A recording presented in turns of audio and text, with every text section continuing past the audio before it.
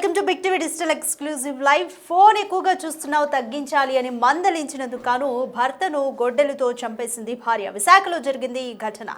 So భార్యాభర్తల మధ్య తరచుగా ఘర్షణలు జరుగుతూనే ఉన్నాయి. అయితే రీసెంట్గా జరిగిన గొడవల్లో వాళ్ళిద్దరూ కూడా గొడవ పడుతూ ఉన్నారు. ఇదే గొడవలో ఫోన్ ఎక్కువగా చూస్తున్నావు తగ్గించాలి అంటూ కూడా భర్త మందలించడంతోనే నెక్స్ట్ డే ఇంట్లో ఉన్న గొడ్డల్ని తీసుకొని భర్తను నరికేసింది భార్య. విశాఖ ఏజెన్సీలో భర్తను చంపింది మహిళ. చింతపల్లి మండలం మేడూరు గ్రామంలో ఈ ఘటన జరిగింది. కొన్ని రోజులుగా భార్యాభర్తల మధ్య గొడవ జరుగుతోంది. సెల్ ఫోన్ ఎక్కువగా చూస్తోందని ఫోన్ తగ్గించాలని భార్యను మందలించాడు భర్త కోర రాజారావు. ఆ తర్వాత కూడా ఇద్దరి మధ్య ఘర్షణ జరిగింది. భర్తపై గొడ్డలితో దాడి చేసింది భార్య. తీవ్ర గాయాలైన భర్తను హాస్పిటల్కు తరలించి చికిత్స అందిస్తున్నారు. అయితే కేజీహెచ్లో చికిత్స పొందుతూ భర్త మృతి చెందిన ఘటన విశాఖ ఏజెన్సీలో జరిగింది. సో తరచుగా ఇద్దరి మధ్య కూడా గొడవలు జరుగుతూనే ఉన్నాయి. బట్ గత నెలలుగా జరిగిన గొడవలతో పాటు మొన్న రీసెంట్గా జరిగిన గొడవతో ఇద్దరి మధ్య తారాస్థాయికి వెళ్ళింది ఘర్షణ అనేది.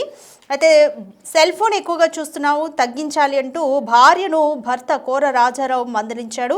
ఆ తర్వాత కూడా ఇద్దరి మధ్య ఘర్షణ అనేది కొనసాగింది. అయితే భర్తపై గొడ్డలితో భార్య దాడి చేసింది. తీవ్ర గాయాలైన భర్తను కేజీహెచ్లో చికిత్స అందిస్తున్నారు. అయితే చికిత్స పొందుతూ భర్త మృతి చెందాడు. ఈ ఘటన మేడూరు గ్రామంలో సంచలనం రేపింది. గ్రామస్తులంతా కూడా విచారం వ్యక్తం చేస్తున్నారు. కొన్ని రోజులుగా భార్యాభర్తల మధ్య గొడవ జరుగుతుందని చెప్తున్నారు. అయితే ప్రస్తుతం భార్య పోలీసుల అదుపులోనే ఉంది. సో ఇంకా అంటే ఎగ్జాక్ట్గా ఎటువంటి విషయాలకు వీళ్ళిద్దరి మధ్య గొడవలు జరుగుతున్నాయి, ఇంకా పూర్తి వివరాలు అయితే తెలియాల్సి ఉంది.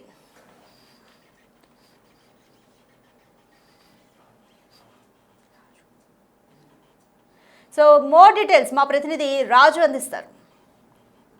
అల్లూరు జిల్లా చింతపల్లి మండలం మోడూరులో సెల్ ఫోన్ మాట్లాడొద్దని వారించినందుకు భర్తని గొడ్డలతో కొట్టి అత్యంత దారుణంగా గాయపరిచినటువంటి ఉదంతం ఆ భర్త రాజారావు విశాఖ కేజీహెచ్లో చికిత్స పొందుతూ చనిపోయారు. మనము ప్రస్తుతం విశాఖ కేజీహెచ్ దగ్గర ఉన్నాం. కనిపిస్తున్నటువంటి పర్సనే తన భర్తని గొడ్డలతో కొట్టి హత్య చేసినటువంటి పర్సన్.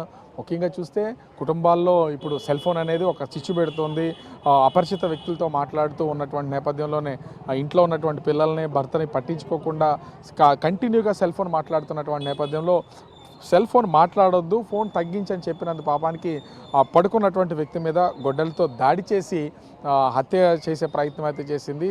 ఈ దాడి చేసిన తర్వాత పక్కనే పడుకున్నటువంటి కొడుకు కూడా కనీసం తండ్రి పక్కనే ఉన్నాడు కొడుకు ఆ సమయంలో, దాడి జరిగినటువంటి సమయంలో. కానీ కొడుకు కూడా తన తండ్రి గాయపడ్డాడు, అతనికి గొడ్డలతో తల్లి దాడి చేసింది అనేది ఒక గంట వరకు తెలియనటువంటి ఉదంతం అయితే ఇక్కడ చోటు చేసుకున్నటువంటి పరిస్థితి అయితే ఉంది. ఇక్కడ వాళ్ళ కూతురు కొడుకు ఇద్దరు ఉన్నారు. అసలు ఏం జరిగిందో వాళ్ళని అడుగుదాం.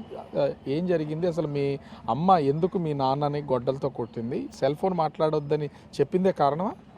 అవును సార్. అసలు ఏం జరిగింది? మాకు కూడా తెలుసు సార్. అంటే 3 గంటల టైంలో తమ్ముడు వచ్చి నాకు చెప్పాడు. వచ్చి చూస్తేనేమో బ్లడ్ అలా పడిపోయి ఉన్నాడు. అంటే మీ అమ్మ నాన్నకి ఇద్దరికి మధ్యన గొడవలు జరుగుతూ ఉంటాయి. దేని గురించి జరుగుతుంది గొడవలు? దేని గురించి అంటే అమ్మ ఫోన్ మాట్లాడడం, దాని గురించి చెప్తేనేమో సార్ మళ్ళీ అవి ఎందుకులే అనేసి మేము కామగున్నాము. అడిగినప్పుడల్లా మాకు కూడా తిడుతూ ఉంటుంది. తర్వాత సరేలేని మీ నాన్నతో పాటు మీరు కూడా అడిగారు అసలు ఈ ఫోన్ ఎందుకు మాట్లాడుతున్నా వద్దు అని చెప్పి మీరు కూడా అడిగారు? అడిగినా కూడా వినలేదా ఎప్పుడు? మేము ఇద్దరు అడిగినప్పుడు కూడా చెప్పలేదు, నాన్న అడిగినప్పుడు కూడా చెప్పలేదు. అలాగా వేసి డిస్కషన్ అవుతుంది. కానీ అంటే అసలు చంపేసి అంత అవసరం ఉందా అసలు? ఎందుకు అసలు ఇలా చేసింది? ఈవేళ మీరు కూడా ఒక విధంగా చెప్పాలంటే మీరిద్దరు, మీకు కూడా ఇంకెవరైనా ఉన్నారా అక్క చెల్లెళ్ళు? చెల్లి ఒకటి ఉంది. స్కూల్లో 6th క్లాస్ వంగసార స్కూల్. విన్నా తర్వాత ఇప్పుడు నువ్వు చూసావా, నువ్వు మీ నాన్న ఇద్దరు ఒకే చోట పడుకుని ఉన్నారా ఆ టైంలో ఇది జరిగినప్పుడు? ఏం జరిగింది అసలు? నాకు తెలియదు. అంటే నేను పడుకుంటున్నప్పుడు గోల చేయకుండా కొట్టేసింది. తర్వాత లెగ్స్ చూడండి సార్, నాన్నకి ఈ ముక్కు కసి చెవు కసి మొత్తం బ్లేడ్ కారుతుండేది. అప్పుడు చూసి మిగిలిన వాళ్ళకి చెప్పావా? తర్వాత 3 గంటల టైం అక్కకి చెప్పాక సార్ అక్క చెప్పింది బాగా. అక్కడ నుంచి ఇక్కడ నేరుగా హాస్పిటల్కి తీసుకొచ్చారా మీరంతా? అంటే అసలు ఇది జరిగింది కదా, జరిగిన వెంటనే హాస్పిటల్కి తీసుకొచ్చారు, ఇక్కడ తీసుకొచ్చారు, వేరే చోట తీసుకుని వెళ్ళాను సార్. చింతపల్లి నుంచి ఇక్కడ డైరెక్ట్ రాసు. నాకేం తెలియదు ఇది. అంతే నేను కొద్దిగా బయటలో పడుకొని తిన్నాను కదా, మా ఫ్యామిలీ తోటి నాకు తెలియదు. వీడు చూసిండే వచ్చు.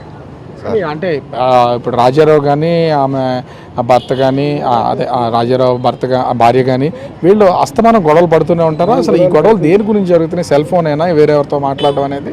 ఏం సార్ అది నాకు తెలియదు, కానీ రోజు గొడవలు అవుతుంటారు. చెప్పాను, వినాలేదు. ఎప్పుడు చెప్పాను, మానేసాం వాళ్ళకి చెప్పి నేను మానేసాం. మా నాన్నతోటి చెప్పి మానేసడం బట్టి వాళ్ళు మీ ఇష్టం మరి మానేసాం. మేము ఎలాగ వండని మానేసాం సార్. అలా నువ్వు ఎప్పుడన్నా అంటే తరచూ ఇంట్లోనే ఉంటారు కదా, సహజంగా మీ పనులు చేసుకొచ్చుకున్నా మీ అమ్మ నాన్న ఉన్నా కూడా ఈ ఫోన్ మాట్లాడుతాం, కంటిన్యూగా ఫోన్ మాట్లాడుతూ ఉంటుందా మీ అమ్మ? అదే మీ నాన్న అడిగారా? మాట్లాడుతుంది కంటిన్యూ. అవతల సైడ్ ఎవరు మాట్లాడుతున్నారో తెలియదు కానీ సార్ వాళ్ళకు కూడా శిక్ష పడాలి. అసలు మీకు ఇప్పటి వరకు తెలీదా అటు మీ అమ్మ ఎవరితో ఫోన్ మాట్లాడుతుంది ఏంటనే తెలియదా? తెలియదు. అంటే మొన్న నాన్నకు రీసెంట్గా ఇలా జరగడం బట్టి తెలిసింది. అవతల సైడ్ ఎవరు మాట్లాడుతున్నారో తెలియదు కానీ తనకు కూడా శిక్ష పడాలి. మీరు ఇప్పుడు కేసు పెట్టారా? పోలీసులకి ఏమన్నా చెప్పారా? చెప్పాము సార్. చెప్తే ఖచ్చితంగా అసలు ఇప్పుడు ఇలా జరుగుతుంది, ఫోన్ వల్లే ఆమె ఆ ఫోన్ మాట్లాడొద్దని చెప్పాడనే ఉద్దేశంతోనే కనీసం 3 పిల్లలు ఉన్నారు, కట్టుకున్న భర్త ఎన్నో సంవత్సరాల నుంచి కలిసి జీవిస్తున్నారు, అయినా కూడా ఇంత దారుణంగా చంపేసింది. ఏంటి అసలు ఆ పరిస్థితి, ఆ ఫ్యామిలీ పరిస్థితి? ఫస్ట్ ఆఫ్ ఆల్ ఆమె ఎప్పటి నుంచో మా ఫ్యామిలీ మెంబర్ అండి అతను. మేము కూడా ఎప్పటి నుంచో ఇలా జరుగుతుందని మా బ్రదర్ కూడా చెప్పారు. అయినా చెప్పడం కూడా జరిగింది. అయినా ఆమె మారడం లేదు. బట్ ఏంటంటే ఇప్పుడు అతన్ని ఎవరో వెతుకుంటూ పట్టుకొని అతన్ని కూడా శిక్షించాలని మేము ఒకటే డిమాండ్ చేస్తున్నామండి. ప్రస్తుతానికి అయితే 3 పిల్లలు అన్నదల ఇంకా చూసేవారు లేరు. అతని పెద్దనాన్న ఉన్నారంటే అతను ఇంకా అమ్మాయి కూడా ఉంది. అతను కూడా ఏం చేసే రకంగా లేదు. దయచేసి అతన్ని కూడా పట్టుకొని శిక్షించాలని కోరుకుంటున్నామండి. ఓవరాల్గా చూస్తే ఇక్కడ కనిపిస్తున్నటువంటి సంఘటన పిల్లలు పెద్దవాళ్ళు అయినా కూడా ఇద్దరు వాళ్ళు మొత్తం వీళ్ళిద్దరికి తోడు 6వ తరగతి చదువుతున్నటువంటి ఒక చిన్న పాప మొత్తం వీళ్ళందరూ కూడా ఇప్పుడు అనాథలుగా మారిపోయారు. అపరిచిత వ్యక్తితో ఎవరితో ఫోన్ మాట్లాడుతున్నా అనేది ఇప్పటివరకు తెలియదు. ఎందుకు కంటిన్యూగా ఫోన్ మాట్లాడుతున్నావు, ఎవరితో మాట్లాడుతున్నావు, మాట్లాడడం తగ్గించు, నువ్వు ఎక్కువగా ఫోన్ మాట్లాడద్దని చెప్పిన దానికి కోపగించుకున్నటువంటి ఆ మహిళ ఆ భర్త కట్టుకున్న భర్తని అంటే ఒక మంచం మీద కొడుకుతో కలిసి పడుకున్నటువంటి సమయంలో ఎట్లాంటి సౌండ్ కూడా బయటికి రాకుండా అతన్ని గొడ్డలతో దాడి చేసి హత్య చేసే ప్రయత్నం అయితే చేసింది. హాస్పిటల్కి తీసుకెళ్ళిన అంటే మెరుగైన వైద్యానికి వైజాగ్ తరలించమంటంతో అతను వైజాగ్ అయితే తీసుకొచ్చిన తర్వాత ఆ చికిత్స పొందుతూ అయితే రాజారావు మృతి చెందారు. దీంతో పిల్లలు మొత్తం కూడా అనాథలుగా మారినటువంటి పరిస్థితి అయితే ఉంది. తన తల్లి ఎవరితో మాట్లాడుతుంది అనేది మాకు తెలియదు, తండ్రికి కూడా తెలియదు. అడిగినందుకు హత్య చేసింది.